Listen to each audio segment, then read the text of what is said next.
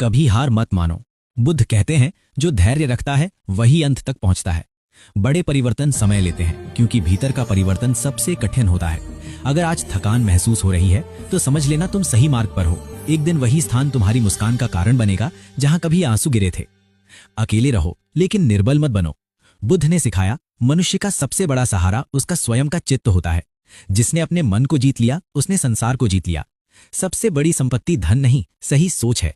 इसलिए अपने मन को द्वेष से नहीं, करुणा से भरो। कर्म पर ध्यान दो, सिर्फ पूजा नहीं, शुद्ध कर्म ही मुक्ति का मार्ग है। बुद्ध कहते हैं, कर्म बीज है, फल समय पर स्वयं प्रकट होता है। आज नहीं तो कल, लेकिन तुम्हारी बारी अवश्य आएगी, और तब तुम्हें वही मिलेगा जिसके तुम भीतर से योग्य बने हो। मनुष्य जन्म से महान नहीं होता, वह अपने कर्म, अपने आचरण और अपने संयम से महान बनता है। संघर्ष को शत्रु मत समझो। बुद्ध के अनुसार दुख ही सबसे बड़ा गुरु है। वही तुम्हें जागरूक बनाता है। क्रोध आए तो दूसरे से नहीं, अपने मन से युद्ध करो। और जब कठिन समय आए तो स्वयं को दोष मत दो, समय को समझो। और याद रखना, जिस कार्य से मन भयभीत हो, अक्सर वही कार्य तुम्हारी मुक्ति का द्वार होता है।